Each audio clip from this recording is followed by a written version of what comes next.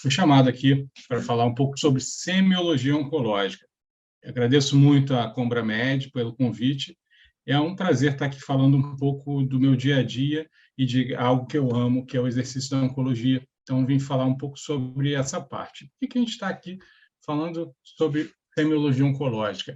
Esse gráfico fala muito. Eu apresentei esse gráfico num congresso, no congresso que houve sobre cardio-oncologia. Então, a gente observa na linha vermelha em que as doenças cardiovasculares, a mortalidade vai caindo, na seta está a interseção entre as mortalidades cardiovasculares e as mortalidades por oncologia. Você vê que a mortalidade por oncologia é um contínuo, é a seta, é a linha azul. Então, a oncologia ela precisa melhorar muito para que a gente consiga reduzir a mortalidade por causas oncológicas. Atualmente, passou a ser a primeira causa de mortalidade no mundo, porque a gente conseguiu reduzir bastante a mortalidade cardiovascular.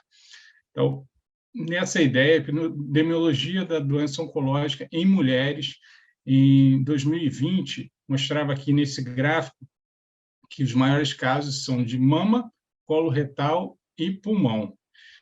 E no sexo masculino também não é diferente. A maior mortalidade também é relacionada ao sexo, no caso próstata, pulmão e colo retal, como vocês vão observar aqui. Então, é desses principais cânceres que eu vou falar, exemplificando a semiologia oncológica. Câncer de mama, câncer de próstata, câncer de pulmão e câncer de colo. Os dados do Brasil são um pouco diferentes porque a gente sofre ainda muito do problema da subnotificação, mas mama também é o primeiro, assim como nos homens próstata, e aqui é uma inversão, colo retal entra em segundo, relacionado no sexo masculino e feminino, e pulmão entra em terceiro, e nas mulheres já é colo do útero, mas a gente sofre muito problema da subnotificação, então esses dados não são 100% ok. E ao pé da letra, o que significa semiologia? Semion, sinais, logia, estudo. Então, ao pé da letra seria estudo dos sinais, digamos assim, em uma tradução livre. E qual é o conceito de saúde? Isso é muito importante. O conceito de saúde é o completo bem-estar físico, mental e social, e não a mera ausência de doença. Então, é uma questão que sempre é colocada no consultório oncológico. O paciente com câncer, ele pode ser saudável, sim, e ele deve ser saudável, porque a saúde depende de bem-estar físico, mental e social. Então, ele pode realmente estar tratando o câncer e ser saudável. E a estrutura da semiologia. É basicamente a semiologia clássica que a gente estudou na faculdade, direcionada ao câncer. Então, na identificação, a gente tipicamente coloca a moradia do paciente para saber se a quimioterapia, se ele vai ter que vir de longe ou não, até para a gente ver esse tipo de qualificação social, né, para que a gente consiga adequar. Muitas vezes, a gente tem dois tipos de tratamento que são iguais, mas um é semanal e o outro é cada 21 dias. Então, para que isso seja bem ajustado, na identificação entra isso. A queixa principal, ela é relacionada aos sintomas principais que levaram ao câncer. A história patológica pregressa, fisiológica, elas são relacionadas muitas vezes, por exemplo, o paciente tem uma doença autoimune, faz uso de metotrexate contínuo e ele vinha em acompanhamento desenvolveu uma massa em pulmão. A gente sabe que a autoimunidade que os medicamentos que supressores da imunidade podem levar ao câncer. Então, a gente sabe que teve uma relação aí. A história familiar, porque muitos cânceres eles têm relação genética, em torno de 10% dessa relação é presente, então é uma quantidade grande dos cânceres. A história da doença atual, aí a gente descreve todo o diagnóstico do câncer. Por exemplo, foi feita uma colonoscopia que evidenciou uma lesão, e a partir daí foi feita a biópsia, tomografia, enfim. Daí a gente bota toda a história para o decorrer do diagnóstico. Exame físico tem que falar do estado geral do paciente, para saber se o paciente ele tem capacidade de receber quimioterapia. O PS é fundamental, vou falar disso em outro slide. De exames complementares, por exemplo, tomografia mostrou metástases hepáticas, exames de sangue mostraram que tinha um marcador elevado, a biópsia da data tal mostrou um adenocarcinoma, então isso entra em exames complementares. A impressão, por exemplo, câncer de cólon metastático para fígado, em paciente jovem, câncer de colo estadio 4, e qual plano e conduta? Plano, tratamento quimioterápico, conduta seria basicamente o tratamento, a quimioterapia, ou observação, o que for, a gente define aí. Então, na semiologia direcionada, a história patológica pregressa e fisiológica, a gente deve colocar isso tudo. Deve pesquisar imunossupressores, pesquisar hepatite, pesquisar tuberculose, pesquisar doenças imunes, pesquisar febre, pesquisar retenção urinária, pesquisar obstrução intestinal. Alguns cânceres chegam na iminência de obstruir, então, muitas vezes, a gente tem que fazer um tratamento local, uma radioterapia, por exemplo, com câncer de cólon que está em iminência de obstruir. A queixa principal, a gente fala do que levou ao diagnóstico oncológico, por exemplo, sangramento nas fezes. A história familiar, a gente relaciona muito à hereditariedade. Por exemplo, tem uma irmã com câncer de mama que morreu aos 45 e ela desenvolve câncer de mama, é provável que haja uma hereditariedade aí em câncer de mama. A gente pensa em mutação de BRCA. Um câncer de rim, a gente pensa muito na relação de von Hippel-Lindau. A doença de von Hippel-Lindau é muito relacionada ao câncer renal. Então, por isso que eu coloquei essas 3 imagens, o Metrixate, para lembrar das doenças autoimunes e das medicações, que esses pacientes devem ser pesquisados com imagem, colonoscopia e tudo mais. A doença de von Hippel-Lindau, por exemplo, o paciente desenvolveu por exemplo, hemangiomas em cerebelo, também tem um câncer de rim, você pensa em doença de von Hippel-Lindau, então você vai investigar a prole, investigar os filhos, para que evite que esses pacientes tenham um diagnóstico tardio e sejam bem monitorados. E a última foto mostra uma paciente que tem essas alterações em lábio, que é característico da doença de Busch-Jaggers, que leva a múltiplos cânceres. Então, esse paciente tem que ser monitorado de perto. E qual o papel da história familiar e da história patológica pregressa? Reconhecer fatores de risco. Eu tenho, nesse caso aqui, um melanoma, em que os fatores de risco principal são exposição solar, bronzeamento artificial, isso são fatores ambientais, queimaduras solares, e os fatores individuais, homem de mais de 60 anos, melanoma ou carcinoma prévio, história familiar positiva, imunossupressão. Então, é importante isso estar abrangido na história familiar e na história patológica pregressa. E na doença atual, a gente fala do que foi feito até a investigação, até a chegada do diagnóstico. Então, é lá que a gente descreve como chegamos ao diagnóstico. E o exame físico é um exame físico direcionado ao tipo específico do câncer. Por exemplo, o câncer de pulmão, paciente apresenta febre, paciente está apresentando tosse, paciente apresenta um emagrecimento. Câncer de mama, paciente apresenta uma adenomegalia axilar, uma adenomegalia supraclavicular, isso tudo tem que ser investigado muito diretamente, tá? E paciente de câncer de próstata tem que avaliar se ele não tem alguma retenção urinária, que é o mais frequente relacionado ao câncer de próstata. Câncer de cólon, ele normalmente metastatiza primariamente para fígado. Então, você vai fazer no exame físico uma cuidadosa aferição da hepatimetria para ver se ele tem alguma hepatomegalia dolorosa ou não, pensando já em alguma metástase ali naquela região, para ver se ele está ictérico. Então, por isso que o exame físico é direcionado sabendo o comportamento do câncer.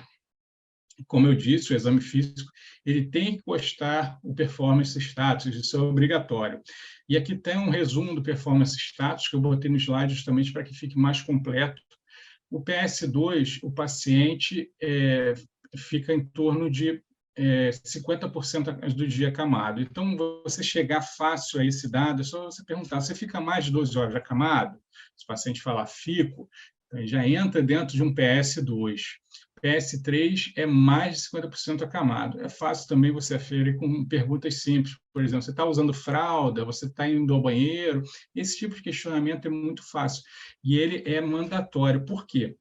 O PS, acima de 2, você já não dá quimioterapia, porque você sabe que esse paciente é frágil, você sabe que esse paciente ele é mais delicado. Então, por conta disso, você não dá quimioterapia para paciente com PS acima de 2. Então, ele deve ser avaliado na consulta. E exames complementares? A gente descreve os exames que foram realizados até chegar ao diagnóstico. Se foi um rastreio comum, se foi um exame sob demanda, o paciente estava com dor e fez esse exame. Botei aqui um exemplo, um paciente que tinha alterações gingiais e a língua despapilada, e aí foi feito um exame de sangue que mostrava anemia ferropriva, um CA elevado. Quanto disso, o médico dele solicitou uma colonoscopia, que mostrou esse tumor aí, e aí foi feita a biópsia na colonoscopia. Em paralelo, ele foi para uma tomografia, que mostrou metástase hepática, e o laudo da biópsia saiu, mostrou um adenocarcinoma de cólon, ou seja, isso descrito nos exames complementares, fica bem claro como a gente chegou a esse diagnóstico. E em exames complementares, a avaliação de patologia é muito importante, vou mostrar por quê. O termo metaplasia fala em substituição na mesma linhagem, ou seja, tumores reversíveis, exemplo, esôfago de Barrett.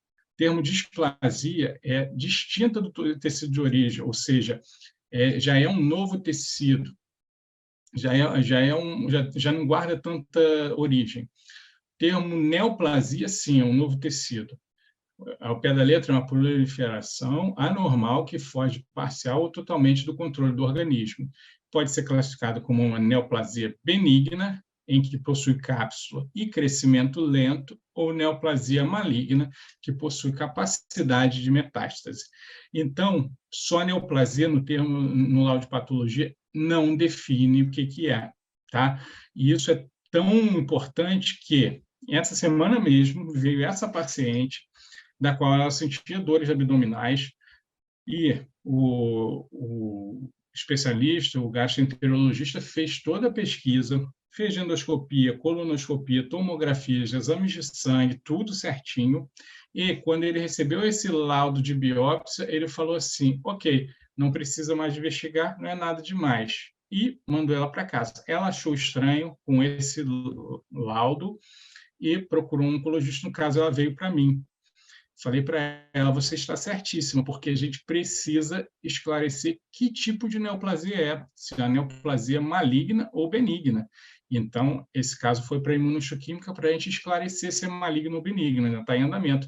Então, digamos que o profissional, quando ia colocar cereja no bolo, ele perdeu essa oportunidade de definição se realmente ela tem um câncer ou não, e aí ele, justamente por não ter essa noção que neoplasia não define, precisa de esclarecimento se é maligno ou não. Se ela, por acaso, tivesse esse laudo e tivesse metástase, está claro, é uma neoplasia maligna, mas ela não tem, então é preciso esclarecer se ela vai ter tendência a metastasiar, sendo maligno ou não. E a impressão você resume toda a consulta. Por exemplo, paciente de câncer de cólon direito, metastático, em grande volume para fígado, estadio 4. É importante sempre colocar o estadio para saber do que a gente está falando melhor.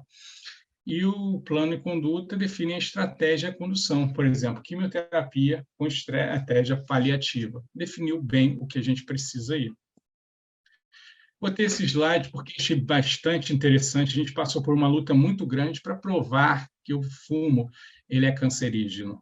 Isso que a gente já vive hoje em dia, sabendo naturalmente, como se fosse algo muito óbvio, foi uma luta muito grande, principalmente na década de 60, 70, porque a gente tivemos que fazer vários estudos que mostrar essa relação com animais, mostrar o maior risco, e isso foi muito pressionado contra a indústria. A indústria fazia de tudo para que esses estudos não fossem divulgados, comprava estudos, modificava, enfim.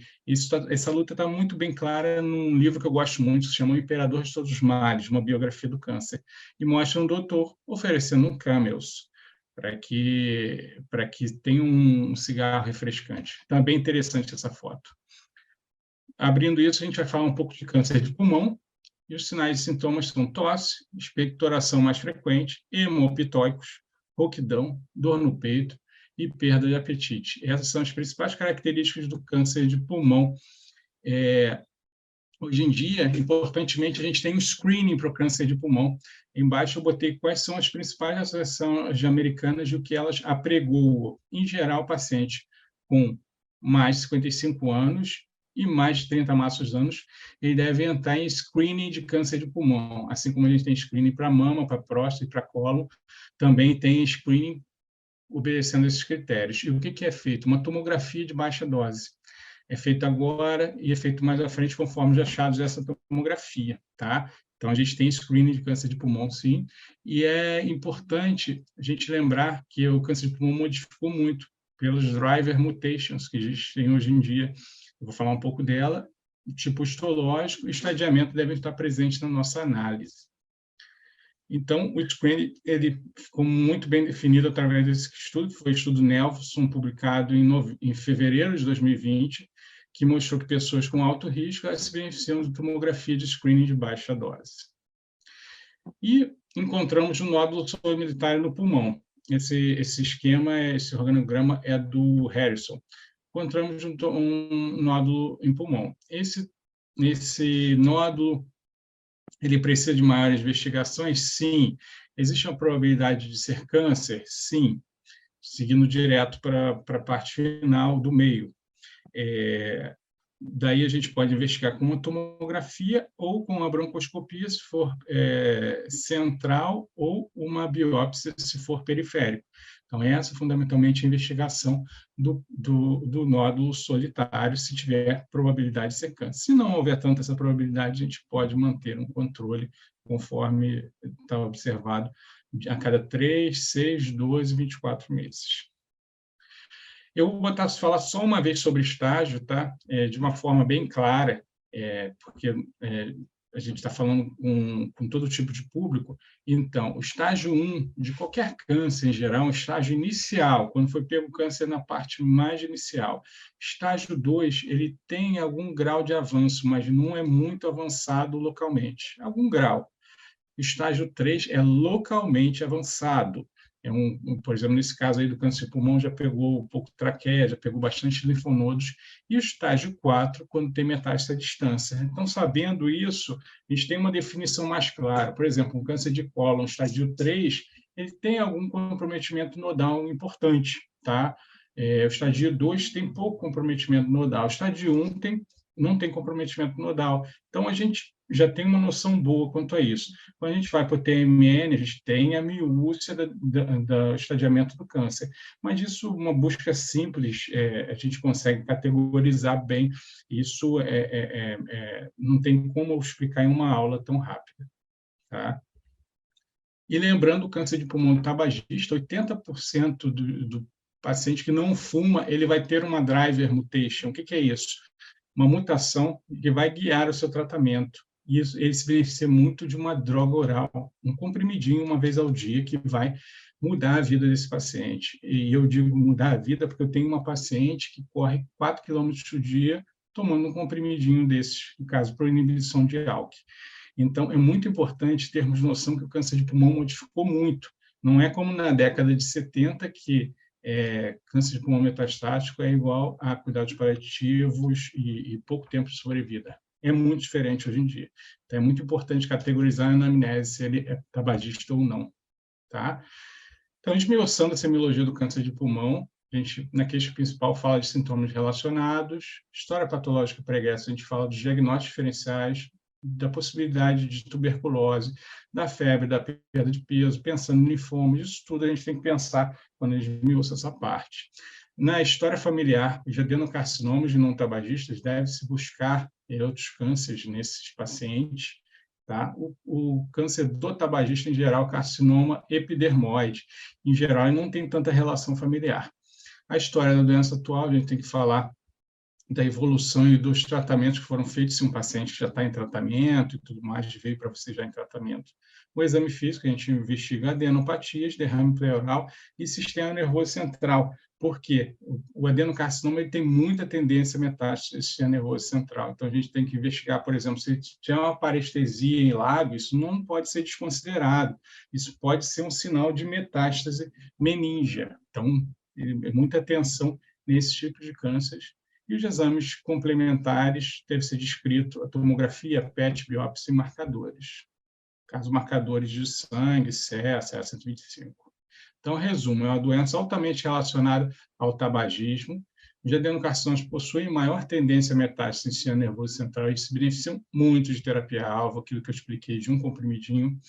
Carcinoma de epidermoide leva a maior propensão de sangramento. Esses são os cânceres do tabagista. Esses respondem bem à imunoterapia, tá? Tabagista e DPOC se beneficiam muito de imunoterapia em câncer de pulmão.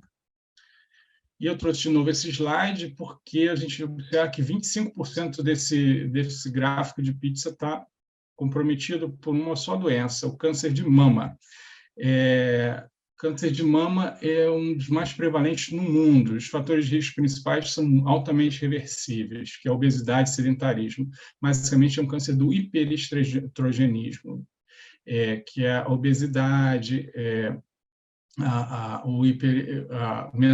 menarca precoce, menopausa tardia, nuliparidade, anticoncepcionais orais. Então, isso tudo está muito relacionado ao câncer de mama. Tabagismo e etilismo também. E o fator genético deve ser sempre investigado, se mãe, pai, alguém da família teve câncer de mama. E os sinais e sintomas principais são nódulos, alterações na pele, saída de secreção e, quando avançada, a gente deve investigar alguma dor óssea, uma dor lombar, pode estar presente nesse tipo de câncer, principalmente se for HER2 positivo. E a mamografia, que é o exame de rastreio, ele rastreia e classifica de acordo com o risco, através da classificação de BIRAD. Tá? É um exame barato e acessível, não detecta em torno de 15% dos tumores, então deve-se ter atenção. Muitas vezes deve-se complementar quando se haja uma dúvida com ultrassom ou ressonância de mama. Atenção, quando você recebe um BIRAD 0, não quer dizer que não tem nada, quer dizer que não consegui ver bem, preciso de outro exame. É isso que o radiologista está dizendo. O rastreio deve ser feito com mamografia a partir dos 40 anos. Isso está questionado justamente porque não é sempre assim. Vou mostrar para você. Em caso de mutação de BRCA, isso deve ser feito antes. E estágio precoce tem taxa de cura maior que 90%. Então, é muito importante a mamografia como exame de rastreio para o câncer de mama. E trouxe esse artigo publicado em abril desse ano, que fala de recomendação para screening de câncer de mama de acordo com a etnia e idade. E a gente observa aqui nesse gráfico que, passando direto para a parte de baixo do gráfico, que as mulheres negras devem começar o rastreio aos 34 anos. Isso mesmo, a mulher negra ela tem maior propensão ao câncer de mama e ela deve ser rastreada mais cedo. Tá? E, principalmente, pacientes jovens, a mamografia muitas vezes não é eficiente, e pacientes que possuem prótese também. Essas pacientes devem ser avaliadas com ressonância de mama, que é o melhor exame para isso. Então, deve ser feito o rastreio, a mamografia, mas bem direcionada a cada paciente. E aqui falando um pouco sobre as orientações de pesquisa de mutação de BRCA. Quando a mulher tem câncer de mama menos de 50 anos, tem história de asquenase na família, que é uma família judia, muito relacionada ao câncer de ovário e mama. Se tem história de câncer de mama em homens, se for um câncer de mama triplo negativo. Então, isso tudo tem que ser pesquisado na avaliação do paciente. E a semiologia, a gente investiga os nódulos de amamentação, é muito importante. Existem nódulos de amamentação que muitas vezes confundem. Uma ressonância vai melhorar essa investigação. A prótese, trauma, quando tem prótese, deve ser avaliado com ressonância. história familiar de BRCA, você deve investigar em câncer de mama com menos de 50 anos, que não é esperado, câncer de ovário, câncer de pâncreas, câncer de próstata, são os cânceres relacionados à mutação de BRCA. E o exame físico, a gente investiga basicamente adenopatias e faz a punhopercussão da coluna, porque o HER2 e o triplo negativo tem muita tendência a metástase óssea, tá? Derrame pleural também.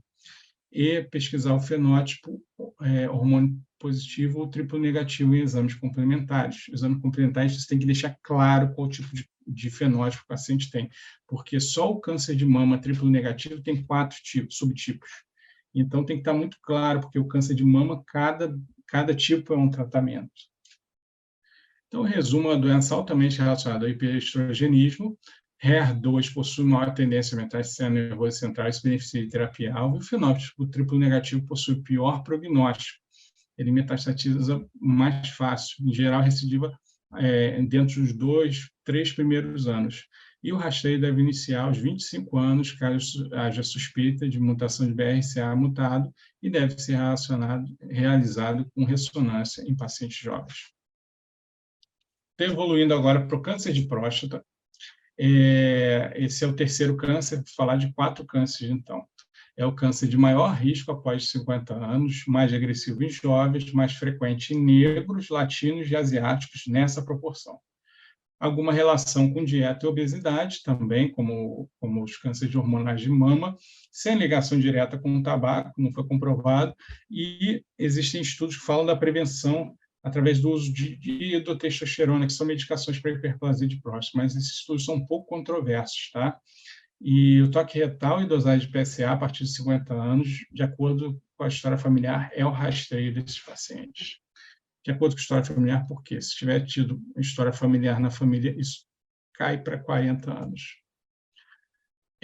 Os sinais de sintomas são relacionados à localização da próstata, pode ter uma micção mais frequente por estar comprimindo a uretra e fazendo retenção urinária, um fluxo urinário fraco, noctúria, sangue na urina ou no sêmen, disfunção erétil, a dor lombar pode estar frequente, dor lombar em quadril por doença avançada, e fraqueza ou parestesia de membros inferiores. Sempre que tiver isso no consultório, é necessário enviar à emergência esse paciente, porque ele pode estar evoluindo para uma síndrome de compressão medular, que eu vou falar um pouquinho mais sobre ela.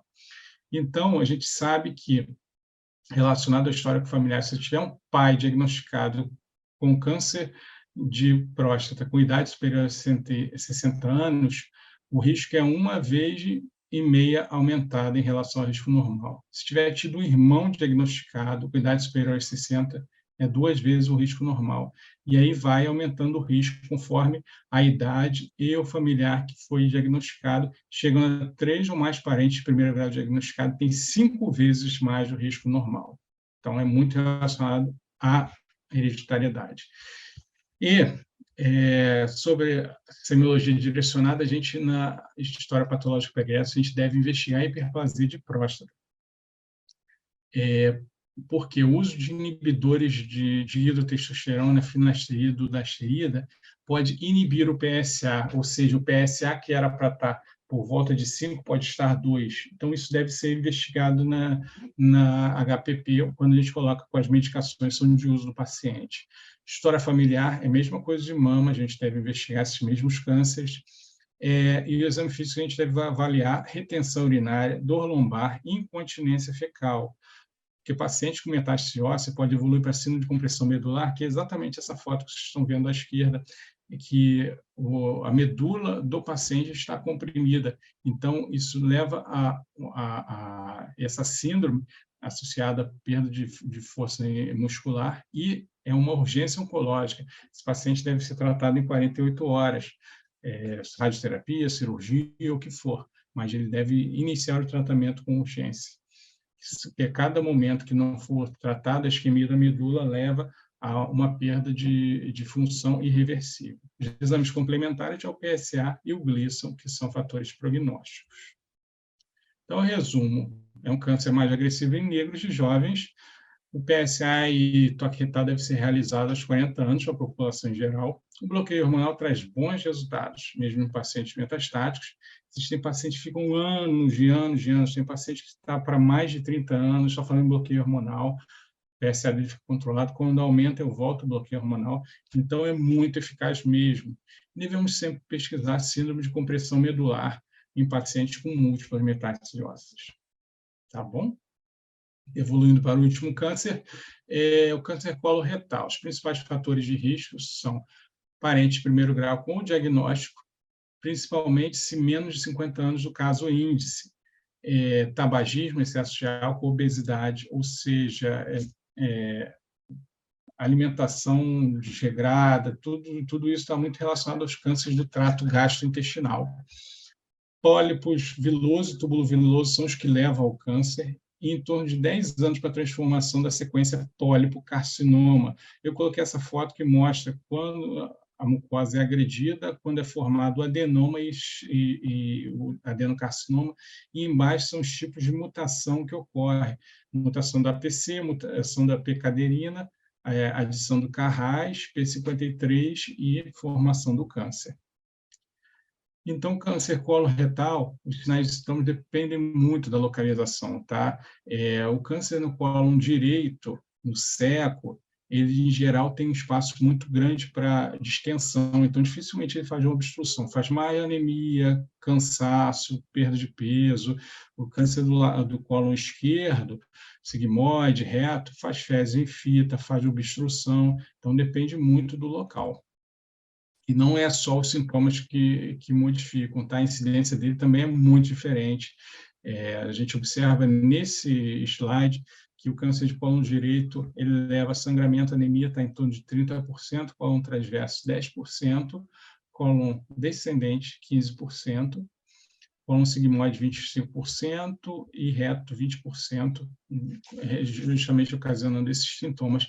E além desses sintomas, tem uma diferença da origem embrionária desses cânceres, tá? Porque na embriogênese, o câncer direito é formado através do midgut e o cólon direito formado através do midgut e o cólon esquerdo formado através do indgut. Então, algumas mutações são mais frequentes no cólon direito, mutação de BRAF, mais mutação de Carras, e ele tem uma agressividade maior, além de ser diagnosticado em geral pelas características que eu falei, mais avançado, e o esquerdo é um câncer, digamos, com características um pouco mais indolentes, um prognóstico um pouco melhor.